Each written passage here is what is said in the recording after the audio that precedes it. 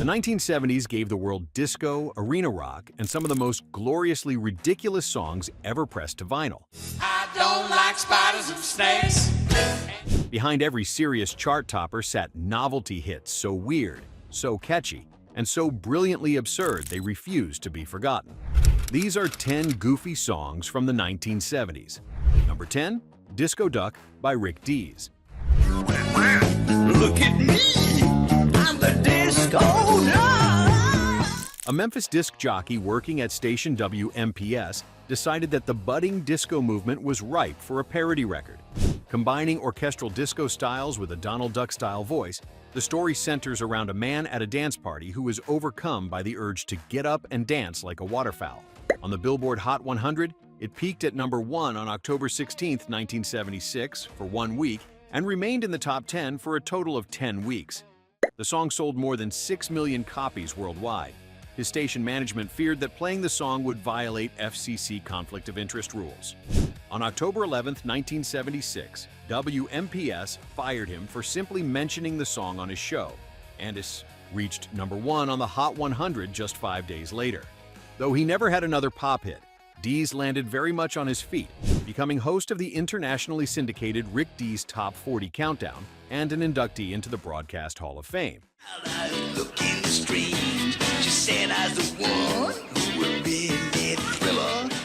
Number 9, The Streak by Ray Stevens. Oh, yes, they call him the streak.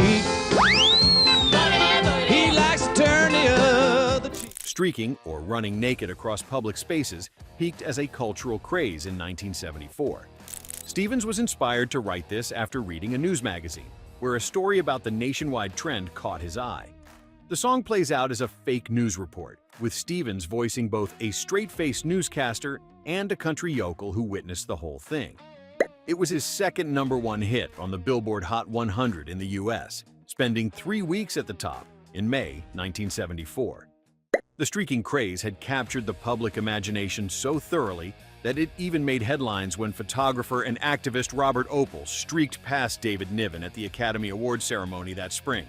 That moment fueled the public's fascination with streaking and helped make the song a massive hit.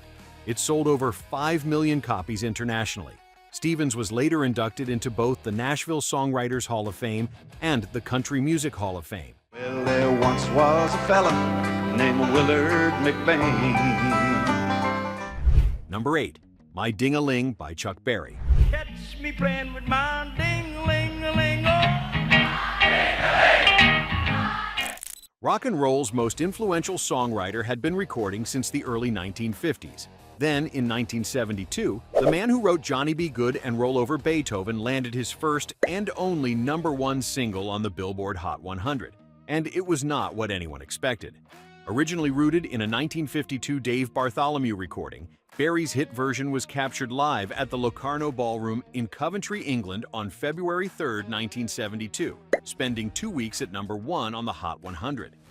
The song arrived despite radio stations initially reluctant to play it due to its risque lyrics. The entire punchline rests on audiences expecting something rude, while Berry sings innocently about a little toy bell on a string. Berry did not mind that a novelty song became his biggest Hot 100 hit. "Give people what they want," he said. That attitude said everything. What's it beneath the tree by the railroad track? Old engineer with them sitting in the shade. Number 7, Mr. Jaws by Dickie Goodman. Hey, Jaws, the captain says he's going to catch you. What do you think of that? Uh-oh. The movie Jaws sold out theaters for weeks in the summer of 1975, so Dickie Goodman sprung into action. Goodman was the undisputed king of the break-in record format, a comedic style he had pioneered since the 1950s, where a fake radio reporter interviews a subject, and the answers are snippets of current pop hits spliced in. Mr. Jaws follows that format perfectly. A reporter voiced by Goodman is on the street asking questions, and the responses are all snippets of current hits. The novelty of hearing recognizable songs chopped up as punchlines made the format irresistible to listeners, and radio stations treated it as an event. The song charted nationally in 1975, riding the enormous cultural wave of the Spielberg film. Goodman had used this same formula to satirize everything from Sputnik to presidential elections, and Mr. Jaws represented the format at its most perfectly timed. Number 6, King Tut by Steve Martin. How'd you get so funky? The song was performed by Steve Martin and the Toot Uncommons, actually members of the Nitty Gritty Dirt Band, about Egyptian pharaoh Tutankhamun and the Treasures of Tutankhamun traveling exhibit that toured 7 American cities from 1976 to 1979. That exhibit attracted about 8 million visitors. Martin previewed the song on the April 22, 1978 episode of Saturday Night Live, where loyal subjects appeased a joyful King Tut with kitchen appliances. Lorne Michaels reportedly spent a lot of money on the set for that debut performance, making it one of the most expensive sequences produced by the series up to that point. The song was released as a single in 1978, sold over 1 million copies, and reached number 17 on the Billboard Hot 100 chart. His album, A Wild and Crazy Guy, hit number 2 on the Billboard 200, following his Grammy-winning debut, Let's Get Small. Martin has since performed King Tut live in a bluegrass arrangement with the band Steep Canyon Rangers on several occasions, proving the absurd little song has serious staying power. Before we continue, which of these goofy songs did you catch on the radio back in the day? Did one of them make you spit out your coffee when you first heard it? Drop a comment and let us know where you are watching from.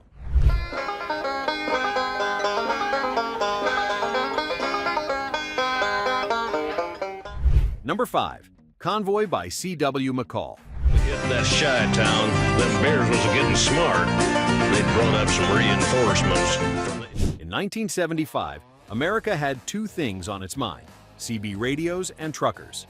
Convoy was a massive hit, spending 6 weeks at number 1 on the Billboard country charts and 1 week at number 1 on the pop charts, becoming one of 1975's most talked about singles. The song tells the story of a rubber duck-led convoy of 18-wheelers using CB slang to outwit law enforcement across state lines, and it captured the imagination of an entire country newly obsessed with citizens band radio culture. The track was loaded with trucker lingo most civilians had to decode, which somehow made it more addictive. It even spawned a 1978 movie of the same name, directed by Sam Peckinpah and starring Chris Christopherson and Ali MacGraw. C.W. McCall was actually a character created by advertising executive Bill Fries for a bread commercial in Nebraska, meaning that the voice behind one of the decade's biggest novelty hits was, at his core, an ad man doing a bit. Number 4, Spiders and Snakes by Jim Stafford. Did you wanna walk me home from school? Well, I said, yes, I do. This was one of the many hits from Jim Stafford's debut album. It tells the story of an awkward schoolboy trying to get the attention of a much more self-assured schoolgirl by presenting her with a frog. Stafford was the king of novelty hits from 1974 to 1975, even hosting his own summer replacement variety show in 1975. The song's setup is simple and timeless. A boy tries to impress a girl using the worst possible strategy, and the results are exactly what you would expect. Spiders and Snakes was co-written by David Bellamy, who would later gain fame as one half of the Bellamy brothers. It spent 1 week at number 3 on the US Billboard Hot 100 and sold over 1 million copies. Stafford's fame died down in subsequent years, but he maintained a loyal fan base and owned a popular Branson showcase until 2020. For a brief stretch in 1974, there was nobody in America more reliably funny on the radio than Jim Stafford. Captain, how do you spell it? Fella said D-E-F-E-N-I-A-C. D-U-F-E-N-I-A-C. D-F-E-N-I-A-C. Number 3, Dead Skunk by Loudon Wainwright III. If on me that ain't no rose, roll up your window and hold your nose. Folk singers are not generally known for songs about roadkill. Loudon Wainwright III said he was inspired to write the song after driving over a skunk that was already dead on the road, and the smell lingered for weeks. He reportedly wrote it in less than 15 minutes. Released as a single in November 1972, it eventually peaked at number 16 on the Billboard Hot 100 chart on March 31, 1973, and appears on Wainwright's 1972 album, Album 3. It was not until well into 1973 that it caught on with radio stations, proving that the right kind of ridiculous is always worth the wait. It was the only record to chart for Wainwright, which is a fascinating footnote for a career that spans decades of critically praised folk and literary songwriting. The man who accidentally created one of the funniest singles of the 1970s went on to write richly detailed folk albums, act in television dramas, and raise a musical dynasty that includes his son, Rufus Wainwright. When she saw my sorry smile, oh, the red guitar. Number 2, Sister Mary Elephant by Cheech and Chong. Here we go. Whenever I feel afraid. 2 years into their recording career, Cheech and Chong had already built a devoted following with comedy albums that pushed boundaries on every page. This skit from Cheech and Chong's album Big Bamboo was released as a single in 1973. The premise is beautifully simple. A substitute teacher named Sister Mary Elephant loses her patience with an out-of-control classroom, repeatedly and explosively demanding silence. It is one of the most iconic Cheech and Chong recordings, and one of the few comedy skits without music to crack the top 40. The sketch captures something universally, recognizable to anyone who sat in a public school classroom during the 1970s. Sister Mary Elephant became a genuine cultural touchstone, with that signature screaming catchphrase landing in playgrounds and living rooms across the country.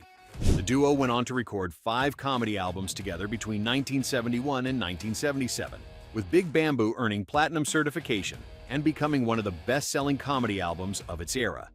And from way up there, it hurts when it hits.